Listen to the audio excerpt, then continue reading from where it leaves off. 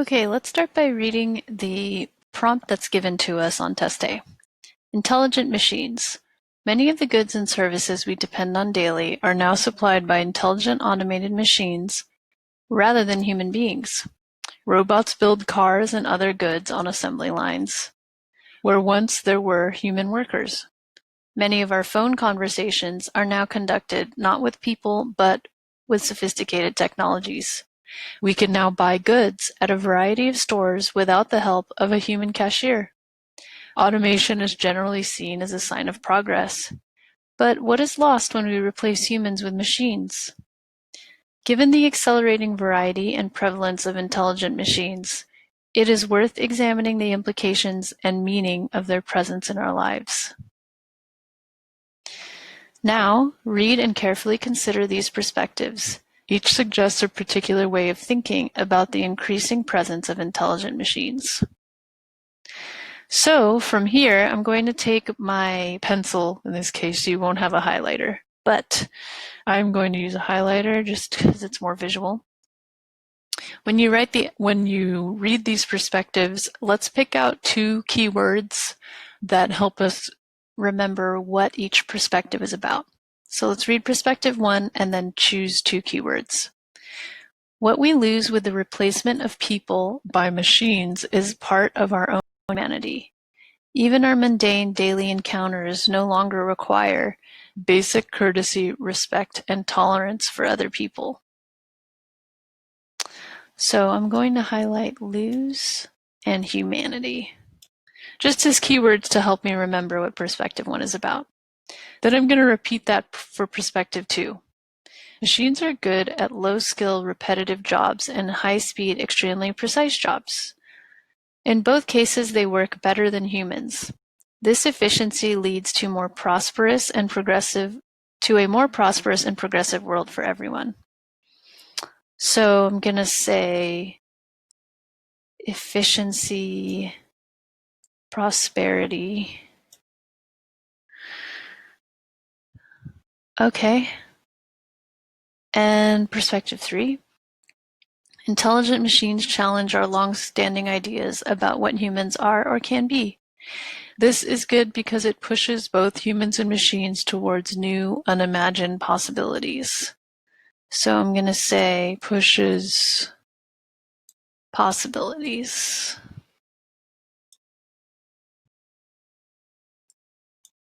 Okay. So now having these keywords is going to help me with the brainstorming part. Okay. So what I do is I take a sheet of paper. So on the test, I'll use this page, but I did my brainstorming on a different sheet. So we're going to go to that. So I'll set this aside over here and we'll open up my brainstorming page. Okay. So what I do is I actually divide my sheet of paper into 4 equal quadrants. And then, oops. Okay, 4 equal quadrants. And I divide into 4 equal quadrants and I'll put perspective 1 up here. So I'll reveal perspective 1. Okay. And perspective 2 in this quadrant here, perspective 3 down here, and then the last quadrant will have, it'll be called my own perspective. So I just wanted to show you how I brainstorm this so that you can do the same with yours. So here I start with perspective 1, and I circled discussion because you want to keep in mind that this essay is a discussion. It's not just agree, disagree. It's what are the reasons you agree? What are the reasons that you disagree? Sometimes you don't just have one fixed position. You want to weigh the pros and cons about a perspective and talk about what makes it strong and what makes it weak. When you do that, that is definitely winning the analysis points that the ACT is looking for. Okay, so let's start with perspective 1, my discussion, and I rewrote my keywords lose humanity and respect. Okay, so I wrote agree because. So I like to put this like a prompt because it gets my brain to fill in the blank. So I agree because, and I ended up listing 3 things. We spend more time on phone than in person. So these are like my examples. Another agreement point doesn't replace in-person connections such as hugs, touch, handshake. And I agree with perspective 1 because there's the danger of becoming more accepting of zero interaction, or we get used to it, so then we lose our humanity.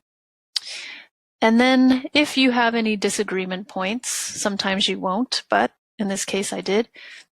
I disagree because we use technology to communicate with people close to us, family and friends.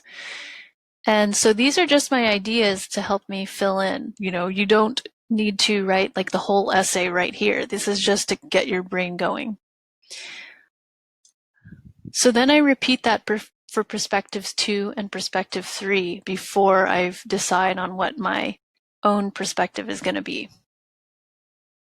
So go ahead and pause the video and do your brainstorming for perspectives 1, 2, and 3. And then we'll talk about how to go through the last quadrant, which will be your perspective. So I'll see you on the other side. Okay, welcome back. So I'm going to go through and also show my brainstorming for perspectives 2 and 3, and you can also consider how, compare it to what you came up with.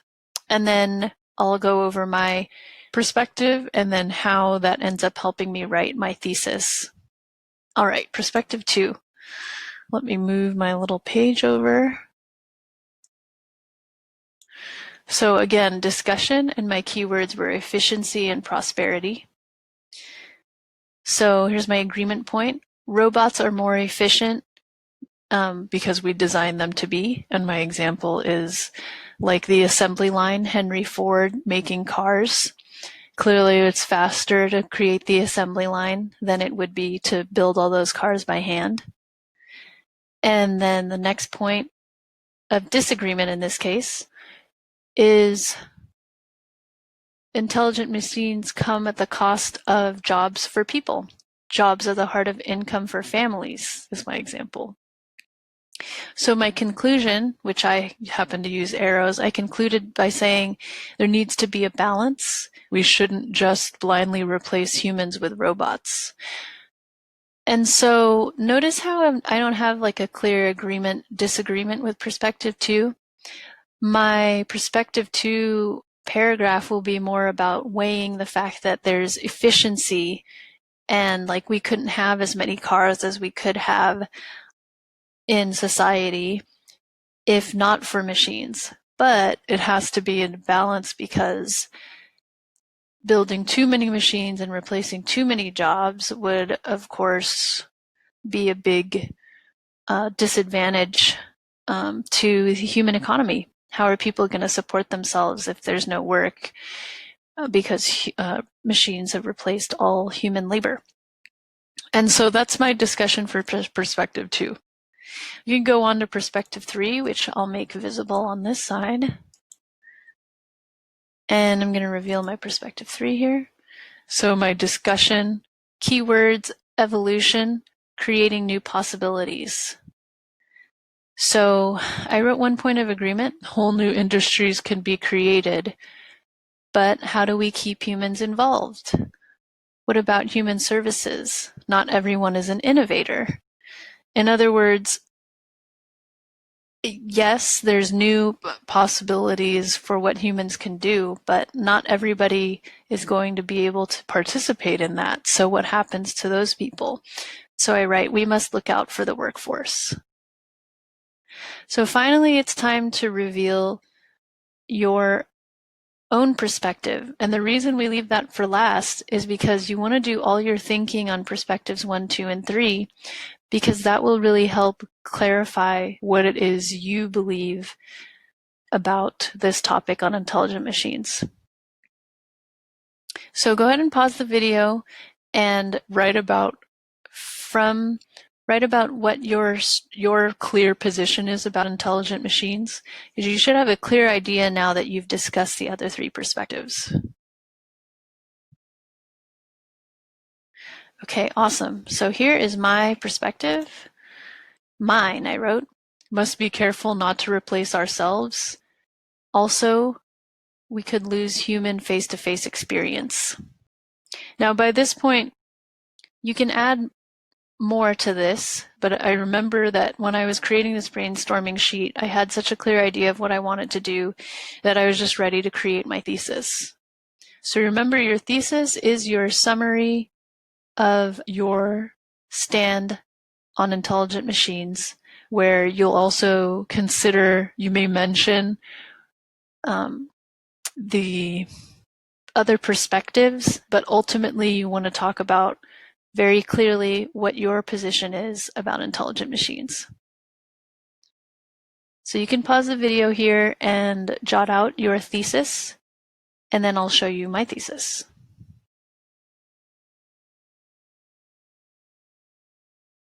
Okay, ready for my thesis. Here it is. We must be careful to consider the far-reaching consequences of welcoming intelligent machines into human culture and industry. So I know that my intro paragraph will, of course, present the discussion at hand, but ultimately this will be my thesis statement. And from this sentence, I'll then go into my intro paragraph. So if you're ready to write your intro paragraph, go ahead, and then I'll show you my intro paragraph.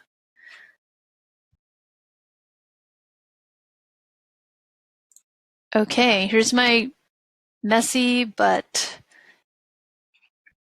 I will happily read this to you. Here we go.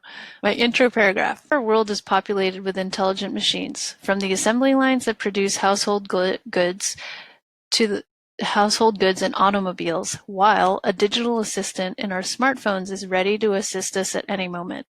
There are a multitude of benefits from these technological advances, but we must be careful to consider ...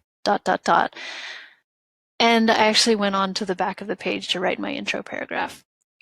So I wanted you to see that, if I had written it out on a computer, then you might not have believed that this is something that you definitely do by hand, and it can be done in an organized way. So there are example essays attached to your ACT essay packet, but this pretty much is how the brainstorming exercise will help you actually formulate your ideas and get organized for your essay. So let's go back to the ACT essay packet, because I wanted to quickly just recap what we went over. So the ACT essay, you'll have 3 different perspectives about a topic, and here they are.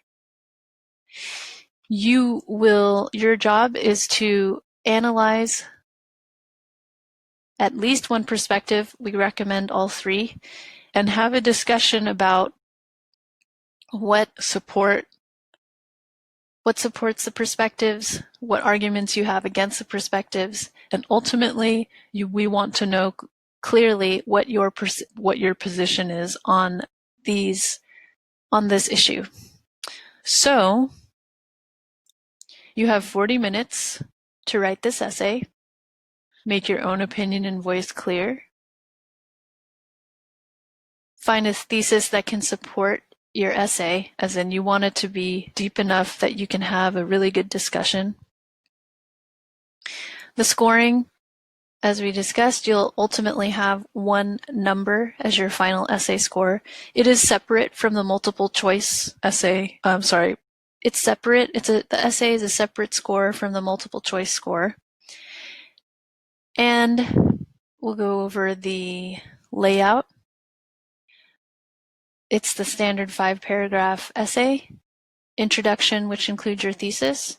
A body paragraph, which has the discussion of each perspective. Now, you do not need to keep your perspectives in order that they are written. You want to organize your perspectives according to what is the most logical and presents your ideas the most clearly. Also, the key to every great essay is to have really specific examples so that you can have a discussion that really supports your point. Now, your examples do not have to be 100% verified fact, and that's because you don't have access to books or computers while you're writing this essay. So what's important about the examples, so in other words, you can make up your examples, but they just have to be logical and well written and very supportive of your point. The more specific your examples are, the better your essay will be. Okay, that's it for the ACT essay. Thank you.